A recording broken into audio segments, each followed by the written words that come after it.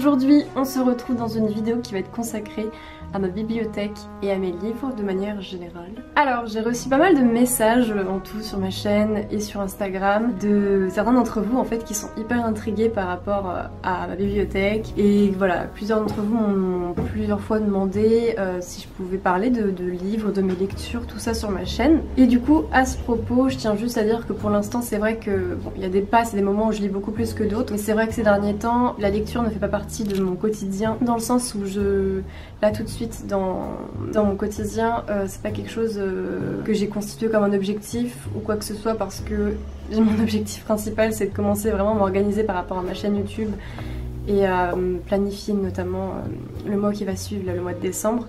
Donc pour l'instant c'est mon objectif et ça me prend énormément de temps. Donc voilà, mais sachez que voilà, la lecture c'est quand même quelque chose de tellement riche et de très important pour moi. Et je sais qu'il va falloir que je le mette comme un objectif dans mon quotidien et que je m'y consacre du coup plus tard. En tout cas, voilà, sachez que je lis un petit peu tous les jours quand je mange mon petit déjeuner. Voilà, je lis un petit peu chaque jour, mais ce que je veux dire c'est que je lis pas de manière assidue tous les jours parce que c'est pas encore un objectif que je me suis donné pour les mois qui vont suivre. Mais voilà, plus tard ça va venir. En tout cas, sachez une chose encore une fois, c'est que les livres ça a une réelle valeur sentimentale pour moi et ça a une valeur tout court. Et je pense que c'est pour ça aussi que c'est chez moi, enfin si tu viens chez moi tu verras qu'il y a des livres un peu partout. D'ailleurs on est obligé d'acheter de nouvelles bibliothèques pour pouvoir ranger nos livres parce qu'on en accumule pas mal.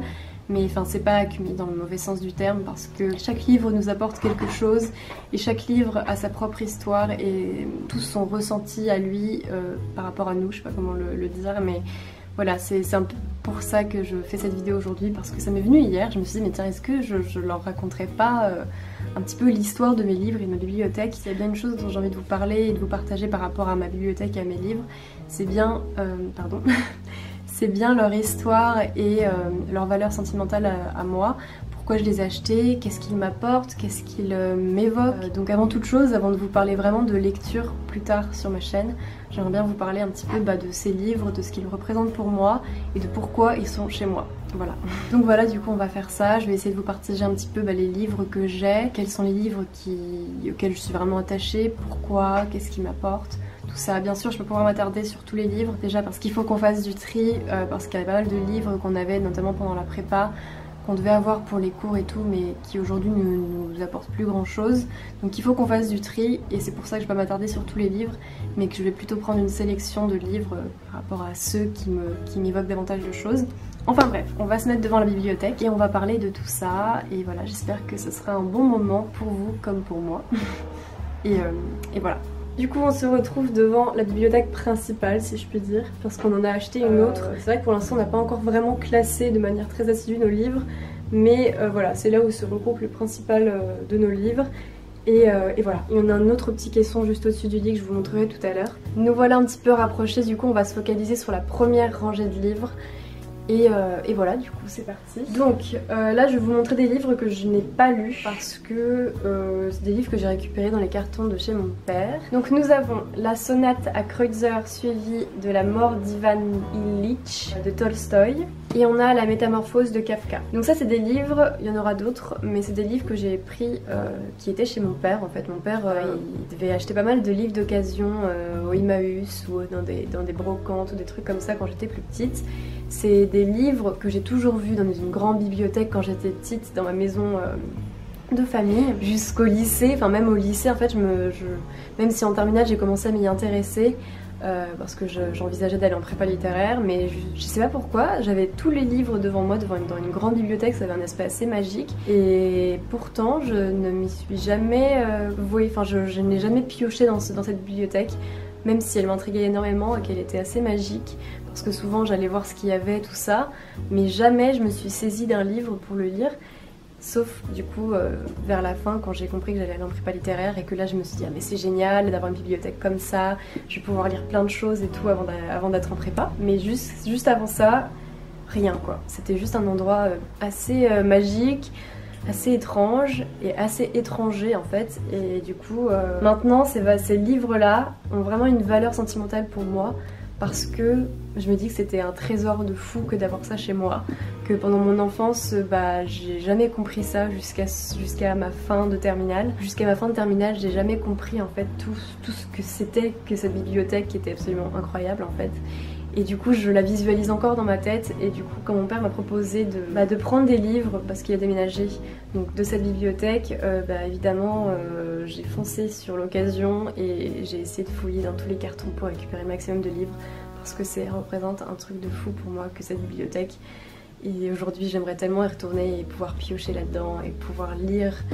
Et voilà, j'ai l'impression que j'ai un petit peu... que j'ai raté quelque chose en fait pendant mon enfance par rapport à ça. Mais bon, maintenant j'ai conscience de la valeur que ça a et je suis contente d'avoir ce souvenir en tête. Donc vraiment, ça n'a rien à voir avec les livres, même si Kafka après je l'ai étudié en prépa. Tolstoï je l'ai pas étudié, mais en tout cas voilà, rien que ça, j'adore les livres. Pilo Rôdeur, tout ça. Enfin, ça me rappelle vraiment des souvenirs, c'est un truc de fou. Les liaisons dangereuses de Choderlos de la Clos. Alors ça c'est le... comment dire, j'adorerais relire ce livre. Je crois que c'est le premier livre que j'ai lu pour la prépa. Donc quand j'étais chez mon père encore et que j'étais pas encore arrivée à Paris, c'est le premier livre que j'ai lu et ça a été un coup de cœur absolument fou. Et j'adore, en plus cette édition elle est magnifique. Donc voilà, j'ai adoré ce livre, il est vraiment génial. D'ailleurs après j'avais regardé le film sur internet, je l'avais trouvé, enfin un vieux film. Et il est mais incroyable, ce livre est incroyable. Et d'ailleurs j'étais passée sur une colle en français et c'était génial, enfin vraiment j'étais en mode mais de voir tout le chemin qu'on fait et de voir que je suis tombée là-dessus en colle en fin d'Hippocagne et que ça s'était hyper bien passé. J'ai adoré ce livre et j'adorais le relire rien que pour me remettre dans ce moment de ma vie et dans tout ce que ça a signifié pour moi. Donc c'est vraiment un livre que j'adore et si vous l'avez pas lu, je vous le recommande vraiment.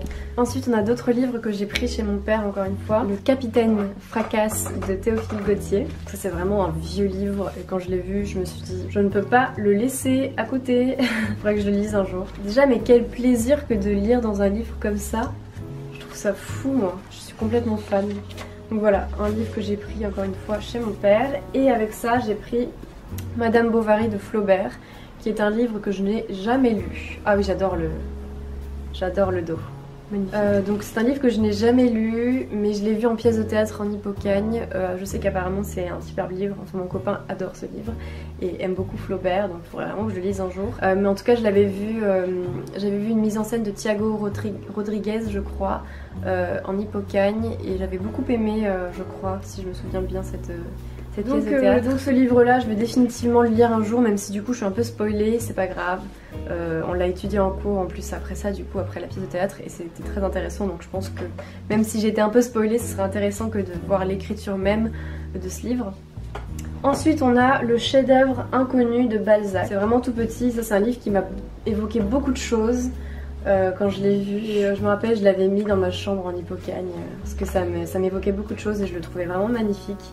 Je crois que je vais commencer à le lire mais j'ai pas terminé pour x ou y raison, je sais pas. Enfin voilà, rien à dire en fait, j'ai pas grand chose à dire mais c'est un peu de... Je suis désolée si c'est pas très intéressant parce que vraiment je dis pas grand chose sur les livres, mais enfin c'est juste pour vous montrer un petit peu la beauté aussi des éditions quoi. Donc ensuite nous avons Le Petit Prince, c'est un livre que j'ai acheté récemment pour mon copain parce que ça a toute une valeur sentimentale pour nous, c'est un peu personnel. Du coup je vais pas vous raconter l'histoire mais en plus il est magnifique hein, on va pas se mentir, avec les petites illustrations. Il a beaucoup aimé ce livre et c'est une petite surprise que je lui avais faite. Donc je suis très attachée à ce livre, il faudrait que je le lise aussi parce que du coup je l'ai pas lu, j'avais dit que je le lirais après lui parce que je voulais que ce soit lui qui le lise en premier. Mais voilà, du coup je lui avais fait une petite note ici, petite note. Et voilà, ça a été un beau cadeau, j'étais très contente de lui faire cette surprise. Voilà. Un livre que j'ai découvert chez mon père quand j'étais en Hippocagne qui s'intitule Auteur grec, latin, français, études critiques et analyses. Donc c'est un très vieux livre, comme vous pouvez le constater. Et alors là-dedans, j'ai pioché des trucs pour des travaux de prépa que j'ai dû rendre, notamment des travaux de théâtre en fait, parce qu'on a étudié Électre. Et du coup, à un moment, il parlait d'Électre là-dedans. Enfin, vraiment, je me rappelle fouiller dans ce livre alors que j'étais en prépa. Et j'avais trouvé ça super cool en fait, parce que du coup, j'avais l'impression de trouver des petits trésors, tu vois. Et d'avoir vraiment des livres qui avaient nulle part ailleurs. Donc j'étais très contente d'avoir ça avec moi et de pouvoir m'appuyer là-dessus pendant mes travaux. Voilà, j'étais un petit peu perdue aussi, du coup je m'appuyais sur des livres parce que j'avais peur de réfléchir par moi-même. Enfin bref. Du coup voilà. Je crois que c'est mon père d'ailleurs qui m'avait proposé de le prendre parce que je l'avais pas pris de moi-même avant. Et voilà. Alors ensuite, bon alors là on a des livres du genre Le Père Goriot, Mémoire d'outre-tombe, Voyage au bout de la nuit, La religieuse, Le Comte de Monte Cristo. Enfin honnêtement sur tous ces livres je sais pas trop quoi vous en dire parce que pour la plupart je les ai pas encore lus et je pense que c'est des livres que mon copain avait acheté pour la prépa. Par contre je peux vous parler de La Princesse de Clèves de Madame de La Fayette. Bon, en fait clairement c'était les livres qu'on devait lire qui étaient au programme l'année dernière à l'ENS. Et du coup l'été j'avais lu Madame de La Fayette, La Princesse de Clèves. J'avais mis plein de post-it partout pour me rappeler de ce qui se passait à chaque endroit si jamais j'avais besoin de revenir sur tel ou tel passage. Donc, clairement on peut voir la motivation dans ce livre. Mais mis à part ça, vraiment j'avais bien aimé ce livre. Au départ ça avait été un peu long je trouve à entrer dedans. Mais une fois que j'étais dedans, j'ai beaucoup aimé le lire et l'étudier du coup parce que je l'ai étudié quand j'étais encore en prépa. Voilà, pas grand chose à dire mais ça me fait rire de revoir tous ces post-it là. J'étais vraiment assidue, hein. Vraiment j'étais assidue même si j'étais paumée, j'étais très assidue. Voilà. Donc là on a le manuel illustré d'histoire de la littérature française.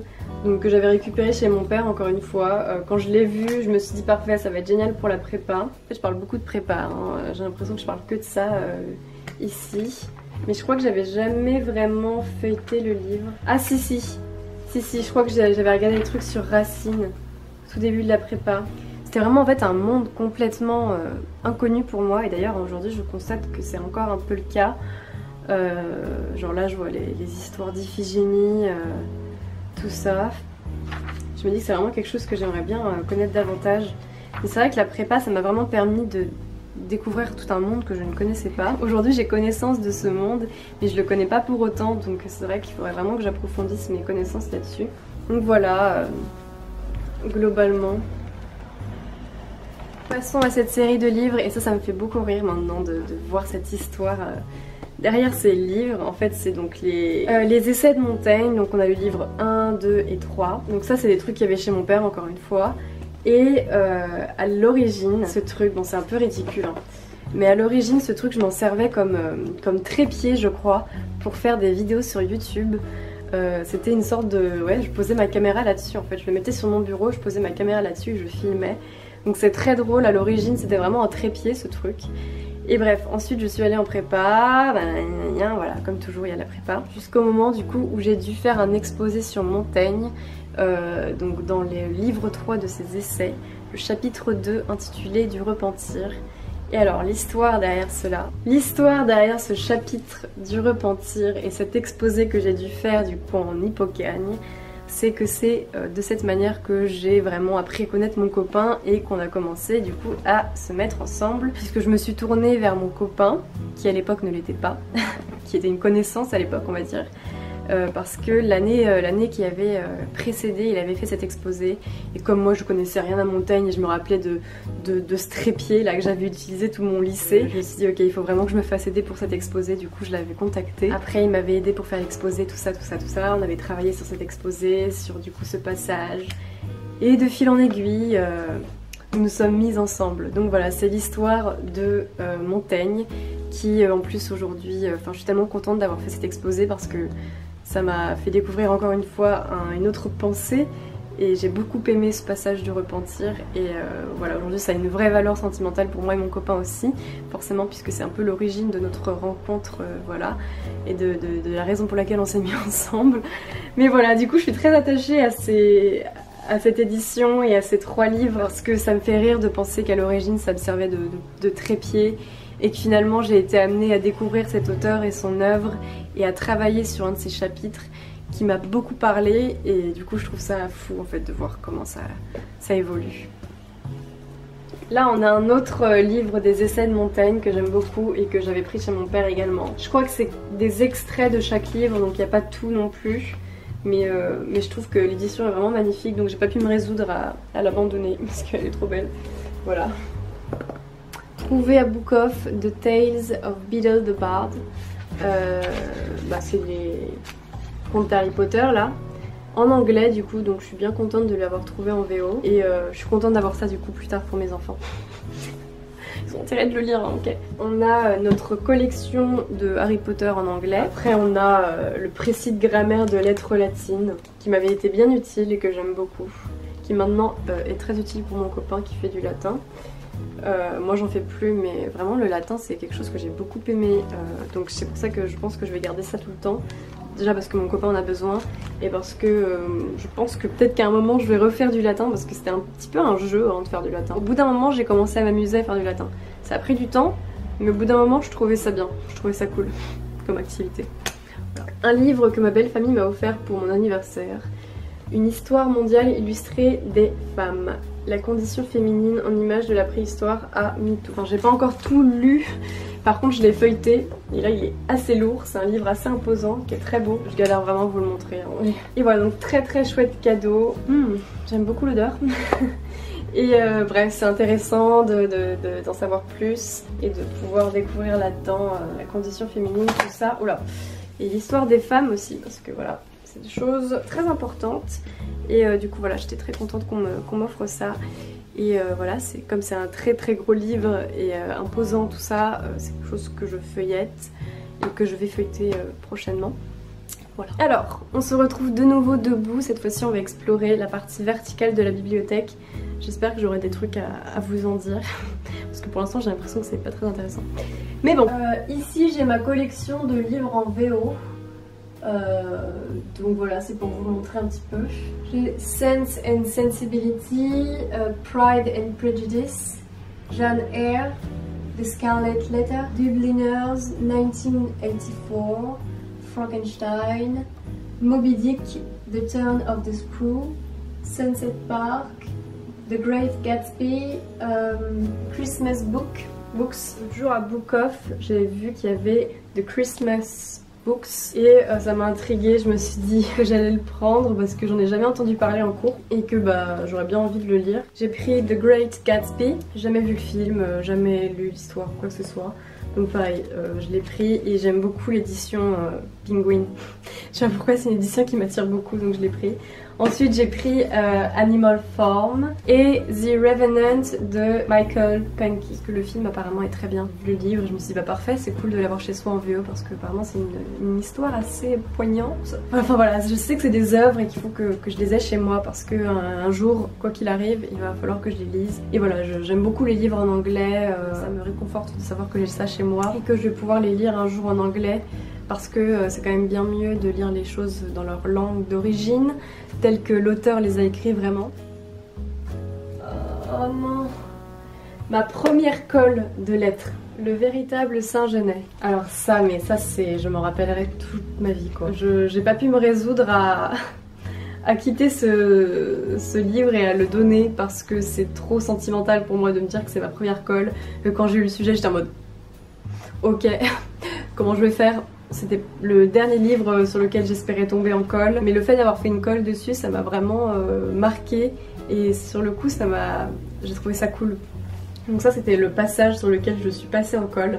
J'avais fait des petites notes comme je pouvais. Enfin vraiment, cette colle, elle est mémorable et je sais pas si un jour je parviendrai à me séparer de ce livre parce que trop de souvenirs quoi. Voilà. Donc là on a des vieilles antiquités, de vieilles éditions de pièces de théâtre. Donc on a l'Avare de Molière et Andromaque de Racine. Et voilà, enfin c'est les deux pièces de théâtre mais du coup qui sont vraiment dans des vieilles éditions. Et pareil, j'avais dû les prendre chez mon père. Enfin je sais pas moi, quand je vois des livres comme ça j'ai juste envie de les avoir chez moi parce que c'est beau quoi, je trouve ça magnifique. J'imagine même pas toutes les mains par lesquelles ces livres sont passés et tous les lieux et tout ça. Et je trouve ça vraiment beau en fait, la qualité du papier et tout vraiment. Encore un autre livre que j'avais eu chez mon père, mais l'édition est magnifique. Ce sont Les Fleurs du Mal de Baudelaire. Quand tu ouvres ça fait comme ça. Et voilà, l'édition magnifique, donc c'est pour ça que je voulais le conserver avec moi. Donc ouais, comme vous pouvez le constater, je suis un peu une collectionneuse de livres. Dès que je vois des antiquités de la sorte, des belles éditions comme ça, de classiques, vraiment ça me donne envie de les avoir. Bon après, ça c'est vraiment des choses que j'ai récupérées chez mon père et du coup qui ont vraiment une vraie valeur sentimentale par rapport à ce que je vous ai dit en début de la vidéo, mais voilà. Ici c'est des livres qui appartiennent plutôt à mon copain, donc il y a des mangas Et ensuite là on a des livres un peu théoriques sur la littérature de manière générale. Et on a un petit gaffio juste ici. Voilà. Latin, vie. Ici nous avons la catégorie un peu psychologie.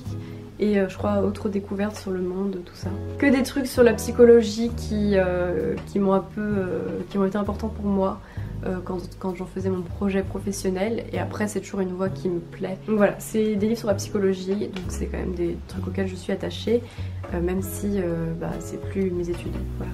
À Noël l'année dernière je voulais avoir des livres sur l'univers parce que, bon, comment vous dire, j'ai une phobie de l'univers, j'ai une phobie de la mort, enfin bref, il faudrait peut-être qu'un jour je pourrais faire une vidéo à propos de ce sujet.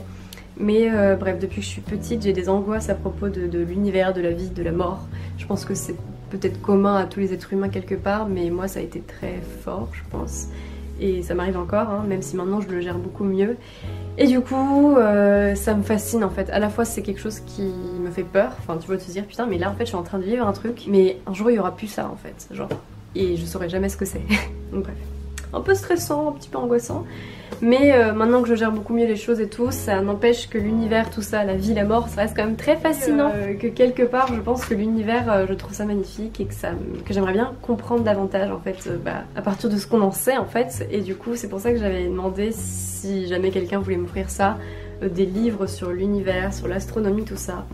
Et donc mon frère m'en avait offert. Et voilà, c'est vraiment des très très beaux livres.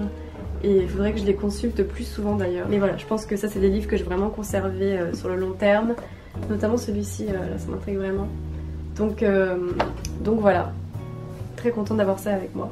Ensuite on a un livre sur la mythologie grecque, contes et récits qui appartient à mon copain. Voilà, c'est en gros c'est les mythes Apollon et compagnie, de la mythologie et... alors ça c'est tout un monde qui m'a manqué quand j'étais petite, que j'ai découvert en Hippocagne et que j'ai découvert avec mon copain, tout le monde de la mythologie, tout ça, et du coup ça a été une grosse lacune chez moi en prépa et de manière générale dans ma vie maintenant, hein. Je veux dire, il n'y a pas que la prépa, il y a aussi le fait de se dire putain, pendant toute mon enfance j'ai jamais été vraiment au courant de tout ça et pourtant c'est absolument génial, toute cette richesse qu'il y a dans la mythologie et tout ce monde en fait que je ne connaissais absolument pas. Donc c'est vrai que maintenant c'est très important pour moi que d'avoir des livres sur la mythologie grecque et tout parce que je connais toujours pas de manière très enrichie tout ce monde. Enfin vraiment la mythologie grecque c'est quelque chose que je connais très mal. Du coup je suis trop contente d'avoir ces livres sur la mythologie chez moi et que mon copain m'ait permis de découvrir davantage ça. Et voilà, moi mes enfants je veux absolument qu'ils aient connaissance de tout ça. Et c'est hyper important, ça représente beaucoup pour moi que ces livres. D'ailleurs quand bien même je savais qu'on avait ce livre chez moi, l'autre jour je l'ai vu dans ma librairie d'occasion et je voulais l'acheter. Mais après je m'étais en mode mais Lana tu l'as déjà, c'est pas la peine. Je peux pas l'acheter en 2 fois. Mais voilà, la mythologie grecque, la mythologie de manière générale, tout ça, c'est vraiment un trou dans ma culture et dans mon éducation. Et du coup, c'est très important pour moi maintenant. Alors, un des livres auxquels je suis le plus attachée, c'est ce livre de philosophie qui est absolument une antiquité, j'ai envie de dire. Et alors, pour la petite histoire de ce livre, j'avais eu un sujet de philosophie en Hippocagne. J'ai pas retrouvé parce que j'avais vraiment mis beaucoup de temps avant de trouver l'endroit où ça parlait de ma dissertation, mais j'avais un sujet, je crois que c'était sur la vertu ou les vertus. Et bref, j'avais fait toute ma dissertation et j'avais cherché dans ce livre parce qu'il y avait une grosse section sur Socrate et sur Aristote, tout ça. À un moment, j'ai trouvé la réponse, entre guillemets, la réponse à ma dissertation et je me suis dit, ok, c'est ça, j'ai trouvé la réponse absolument incroyable. Il faut que je termine par ça dans ma dissertation et tout ça. J'étais tellement heureuse d'avoir ce livre avec moi, je me suis dit mais c'est la meilleure trouvaille, j'ai vraiment la réponse à ma dissertation et tout, je suis sûre que je suis sûre que c'est ça.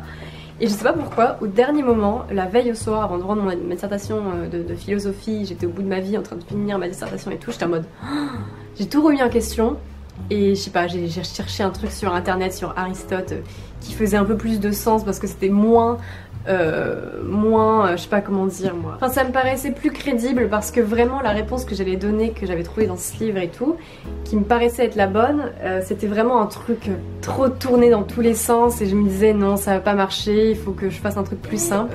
Le fait est, surprise, que j'avais finalement raison, enfin en tout cas raison, il n'y a pas vraiment de raison dans la dissertation de philosophie. En fait quand on a fait le corrigé de la dissertation avec ma prof de philosophie, je me suis rendu compte que ce par quoi elle terminait, c'était exactement ce par quoi je voulais terminer et ce par quoi, ce que j'avais lu dans ce livre.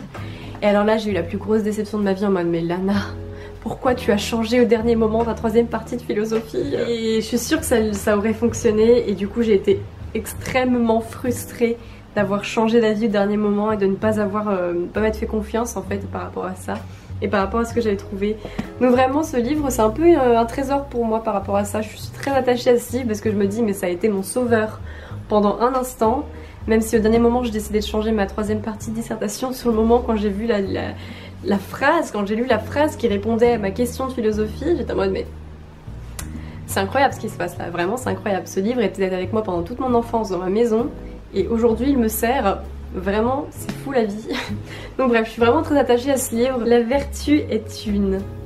Par l'unité de la vertu, Socrate n'entendait pas, à la manière des mystiques, l'élimination de toutes les vertus particulières au profit de telle ou telle perfection transcendante.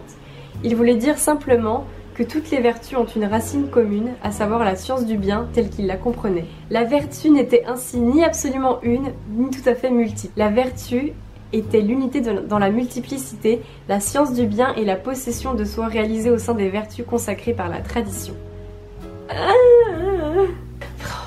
Ah vraiment là je ressens la frustration que j'ai ressentie sur le moment parce que vraiment j'avais la réponse quoi. Et justement quand j'ai lu cette phrase j'étais en mode mais c'est parfait.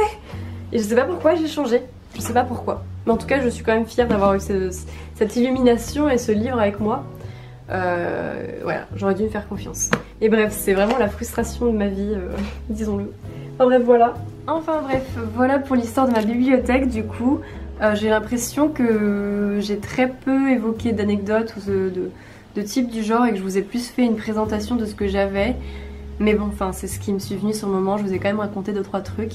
Donc voilà, comme je vous ai dit, il va falloir qu'on fasse un petit peu de tri parce qu'il y a des livres qui n'ont plus forcément leur place dans notre bibliothèque. J'espère que ça vous a quand même intéressé parce que c'est vrai que je vous en ai présenté pas mal. Donc voilà, c'était une petite présentation de ma bibliothèque et de l'histoire qu'il peut y avoir derrière certains des ouvrages. J'espère que ça vous a intéressé et que ça vous a plu, comme vous m'aviez demandé un petit peu plus de vidéos sur les livres, tout ça. Et sur ma bibliothèque notamment. Voilà, du coup, eh bien, je vous embrasse. Je vous souhaite une très belle semaine et une très belle journée. Et du coup, on se retrouve dimanche pour la prochaine vidéo. Mouah.